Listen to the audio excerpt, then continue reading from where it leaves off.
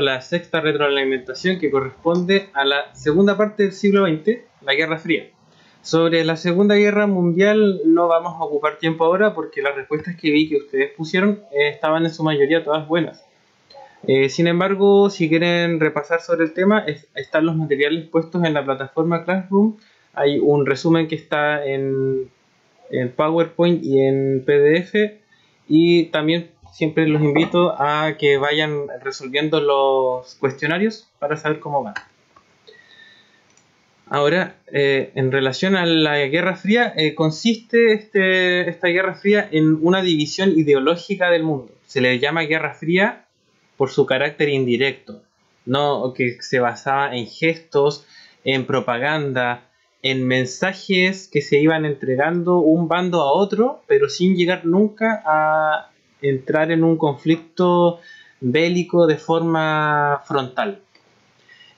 ¿Cuáles eran los bandos que estaban en conflictos en esta Guerra Fría? Por un lado, teníamos el hemisferio occidental, que estaba liderado por Estados Unidos, bajo un régimen capitalista, incluía Europa Occidental, junto con los cuales organizaron la OTAN, una alianza militar, similar a las alianzas que existían previo a la Primera Guerra Mundial, y también incluía, aunque en contra de su voluntad, al continente latinoamericano, que estaba utilizado bajo la forma de dictaduras militares, que seguían derechamente los lineamientos de Estados Unidos. Esta ideología capitalista que caracterizaba el hemisferio occidental se caracteriza por tener un privilegio de la propiedad y la iniciativa privada por sobre el bien común. Por el otro lado, tenemos al bloque oriental liderado por la Unión Soviética, contiene también a Europa Oriental, junto con los cuales organizan el Pacto de Varsovia, que era lo mismo que la OTAN, pero del lado socialista. También en este bloque podemos incluir a China como un actor bastante relevante. La ideología socialista lo que busca es privilegiar el interés colectivo por sobre el interés individual, y el Estado lo que hace es centrar la planificación de la economía directamente, en lugar de dejarlo en manos de la iniciativa privada como lo hace el lado capitalista. Los enfrentamientos indirectos que tuvo la Guerra Fría se expresaron de distintos modos.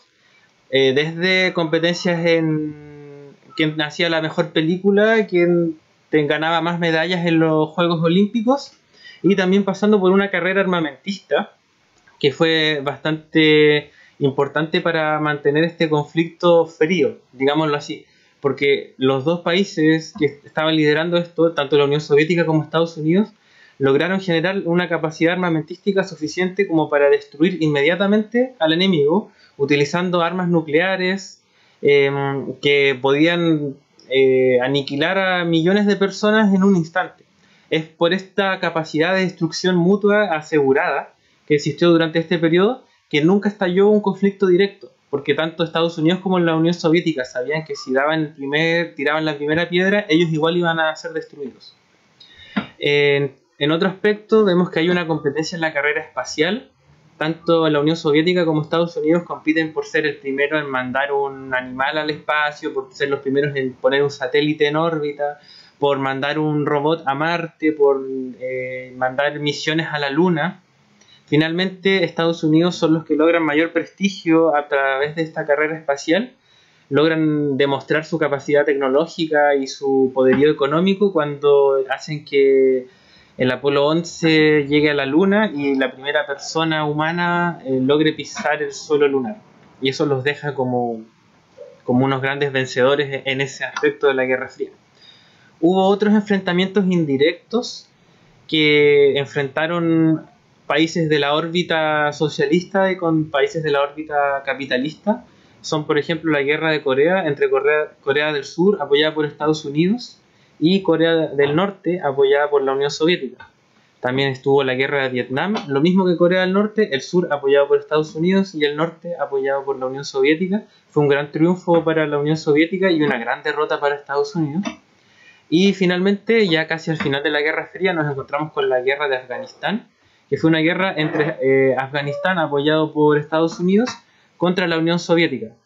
En esta guerra, Estados Unidos apoyó militarmente a Afganistán y logró, a través de este país, infligirle un gran daño a la Unión Soviética.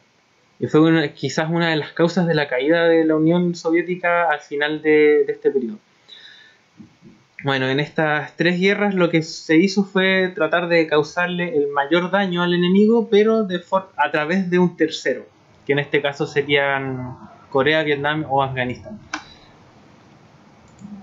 En relación a las preguntas, se pide observar esta caricatura que se mostraba en la diapositiva anterior, esta que está acá, y en relación al análisis de esta caricatura que muestra por un lado al tío Sam, representación de Estados Unidos, utilizando a América Latina como un escudo, y por otro lado a la Unión Soviética utilizando a África como escudo propio, se hace la siguiente pregunta.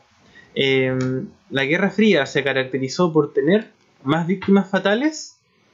Eso no es así porque no hubo enfrentamientos directos. Menos divisiones ideológicas, totalmente opuesto, porque la Guerra Fría se define como una división ideológica del mundo en capitalismo y socialismo. Más destrucción de ciudades, no fue así, por lo menos no en los territorios del mundo, del primer mundo.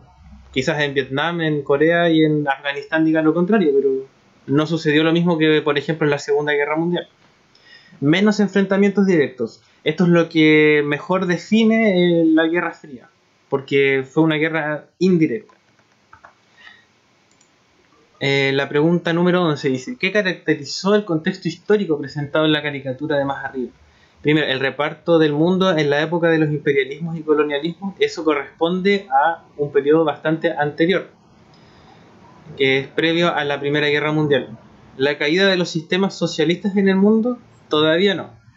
La tercera es la correcta, la división del mundo en 2 bloques ideológicos. O sea, más claro, imposible tras ver esta imagen.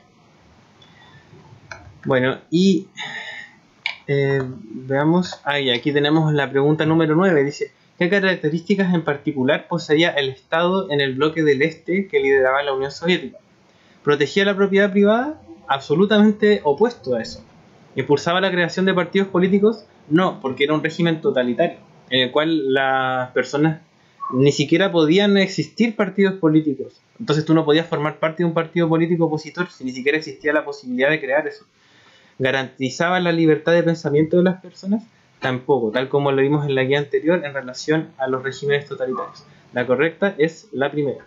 Había una segunda parte en la que se muestra un texto que trata sobre un mundo posterior a la Guerra Fría.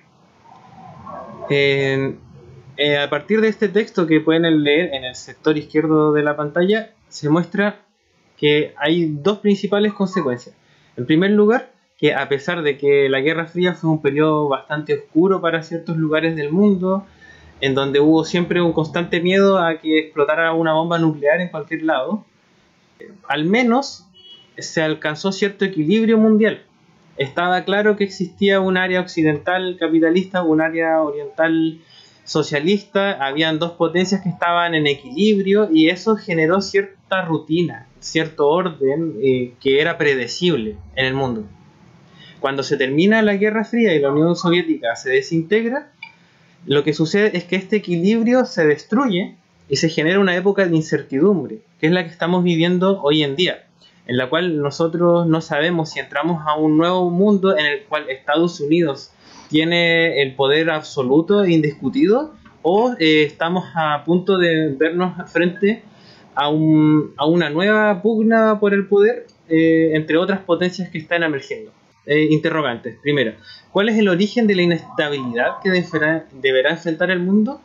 Sería entonces el fin del equilibrio de las superpotencias, una vez derrotada la Unión Soviética. Y la segunda, ¿a qué proceso se refiere en el texto con "este es el resultado más dramático del derrumbe de la Unión Soviética"? Se habla de que, bueno, en primero, el reparto de los territorios coloniales no corresponde porque no pertenece a este periodo. El término de las guerras mundiales, eso es cuando inicia la Guerra Fría. El comienzo de la Guerra Fría, totalmente opuesto al derrumbe de la Unión Soviética que se da hacia el final del periodo. La respuesta correcta es la primera, que es el comienzo de un orden mundial unipolar, en el cual Estados Unidos logra tener una hegemonía indiscutida, por lo menos por un tiempo, hasta que otras potencias se lo vengan a quitar.